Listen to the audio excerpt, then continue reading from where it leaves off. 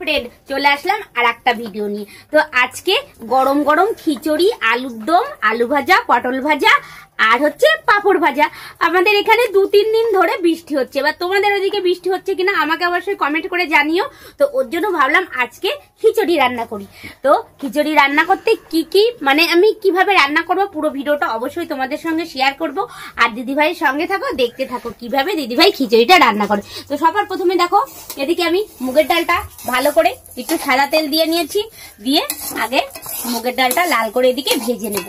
আর এদিকে দেখো কড়াইতে তেল দিয়ে দিয়েছি। আলুগুলো কিন্তু আমি এই যে কিছুটা আলু ভেজে রেখেছি, অল্প দেবো খিচুড়ির মধ্যে আলু। আর এদিকে দেখো চালটা ধুয়ে রেখে দিয়েছি গাবলার মধ্যে। তো চলো এদিকে তেলটা আমার গরম হয়ে গেছে। তো এই তেলের মধ্যে আমি দুটো তেজপাতা দিয়ে দেবো। এই যে দুটো তেজপাতা দিয়ে দিলাম, একটু ছিঁড়ে দিলাম। আর দুটো শুকনো লঙ্কা দেব তেলের পরে। এবার দুটো শুকনো লঙ্কা দেব এইভাবে খিচুড়ি রান্না করতে। আর যেহেতু বৃষ্টির দিনে বেশ ভালোই কিন্তু লাগে, সেই টেস্টি হয়। আর সঙ্গে যদি থাকে আলুর দম, আর যদি থাকে বেগুন ভাজা, আর থাকে যদি পটল ভাজা, আর যদি থাকে পাঁপড় ভাজা, তাহলে তো জমেই যায় খিচুড়িটা, নাকি? সবকিছু আজকে অনেক কিছু ঠান্ডা ঠান্ডা পড়েছে, খাওয়া তো জমেই যাবে। আর হচ্ছে আমার সোনার জন্য, সোনা খেতে চেয়েছে। আর আজকে একটু বেশি আয়োজন করলাম, কেননা যেহেতু ঠান্ডা পড়েছে। তো এবার পরিমাণ মতন জিরে দিয়ে দিলাম। জিরেটা আমি বেশ ভালোভাবে ভেজে নেব। এদিকে ডালটাও প্রায় ভাজা আমার হয়ে গেছে, আর একটু ভাজা হলে গ্যাসটা বন্ধ করে দেবো। তো দেখো শুকনো লঙ্কা, জিরে, তেজপাতা খুব ভালোভাবে আমার ভাজা হয়ে গেছে। এদিকে দেখো কিছুটা আমি মশলা করে নিয়েছি। এখানে আদা বাটা, জিরে বাটা আর হচ্ছে অল্প কটা কাঁচা লঙ্কা আর কটা শুকনো লঙ্কা আছে, সব একসঙ্গে ভালো করে মিক্সি করে নিয়েছি। তো এবার মশলাটা আমি দিয়ে দেবো। মশলাটা দেওয়ার সঙ্গে সঙ্গে এই যে ভেজে রাখা আলুগুলো আমি কিন্তু দিয়ে দিলাম। তোমাদের দিদিভাই তো এইভাবেই খিচুড়িটা রান্না করে। তো তোমরা কিভাবে রান্না করো অবশ্যই কিন্তু দিদিভাইকে কমেন্টে জানাবে।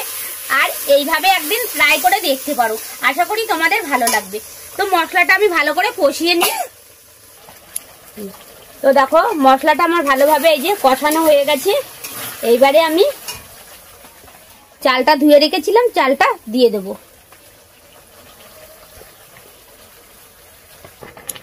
তো দেখো চালটা দিয়ে দিয়েছি। চালটা দেওয়ার সঙ্গে সঙ্গে পাঁচশোর ডালটা ভেজে নিয়েছিলাম, তো ডালটাও দিয়ে দিয়েছি। তো এবার চালে ডালে একসঙ্গে ভালো করে এই যে মশলাগুলো দিয়েছিলাম আগে ভালো করে ভেজে নিয়েছি। তো এবার চাল আর ডালটা ভালো করে মশলার সঙ্গে আমি কিছুক্ষণ কষিয়ে নেব। এইভাবে কিছুক্ষণ কষিয়ে নেব। আর এদিকে দেখো জলটা গরম হচ্ছে।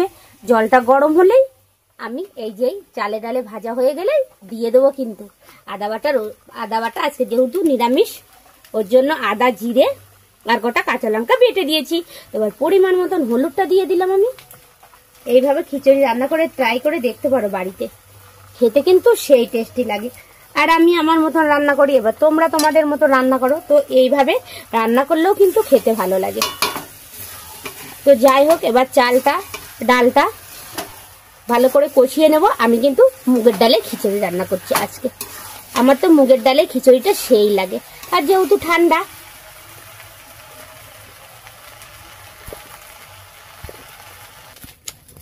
তো দেখো ভালো করে আমার চালে ডালে কষানো হয়ে গেছে, পটপট করে এই যে ফুটছে। এবারে আমি হাঁড়ির মধ্যে দিয়ে দেবো। হাঁড়ির জলটাও গরম আছে, দেখতে থাকো। দেখো দিয়ে দিয়েছি আমি হাঁড়ির মধ্যে। এবার ভালোভাবে এই যে ফুটে নিক চাল ডালটা। আমার খিচুড়িটা তো প্রায় রান্না হয়েই গেছে। মশলাটা যেহেতু তৈরি হয়ে গেছে, শুধুমাত্র এখন ফোটাটা বাকি আছে। তো ভালোভাবে আমার খিচুড়িটা ফুটে নিক। তো দেখো খিচুড়িটা কিন্তু টকবক করে ফুটে উঠেছে, হয়ে গেছে প্রায় এই যে একদম হর মুহূর্তে।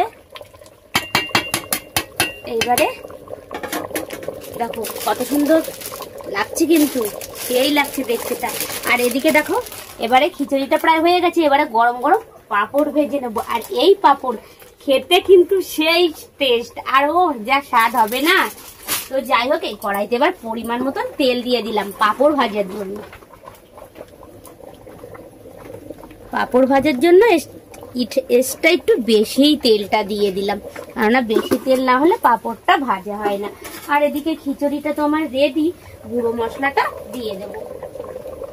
এদিকে দেখো গুঁড়ো মশলাটা আমি নোড়ায় বেটে নিয়েছিলাম, এখানে জিরে বাটা আর শুকনো লঙ্কা কাঠখোলায় মানে শুকনো কড়াইতে ভেজে নিয়েছি। তো আমার বাটা হয়ে গেছে। এই মশলাটা কিন্তু নামানোর আগে খিচুড়িতে অবশ্যই দিতে হয়, তাহলে স্বাদ আরো দ্বিগুণ বেড়ে যায়। তো এর মধ্যে আমি এবার এই যে গরম মশলার গুঁড়োটাও একসঙ্গে দিয়ে দেব।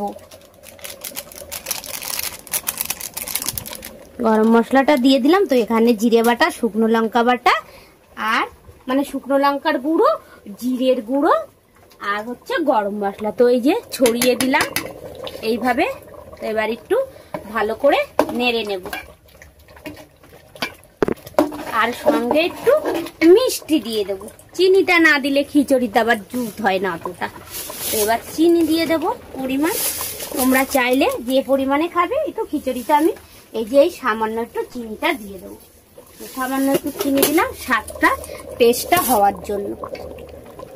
তো আমার খিচুড়িটা তো রেডি। এবার চলো পাঁপড়টা ভেজে নিই। আর অন্য কিছু মশলা কিন্তু এতে আমি দেব না। তো দেখো খিচুড়িটা আমার রেডি হয়ে গেছে। তো চলো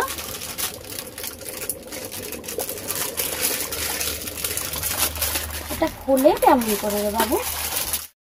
এবার এই যে পরিমাণ মতন সর্ষের তেল দিয়ে দেবো।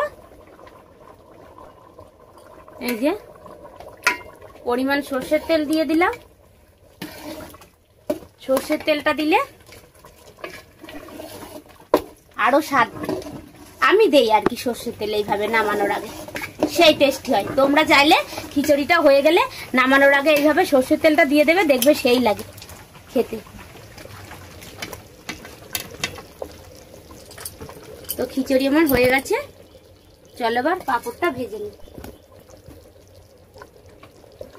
হেভি হেভি খেতে হবে বলে টেস্ট।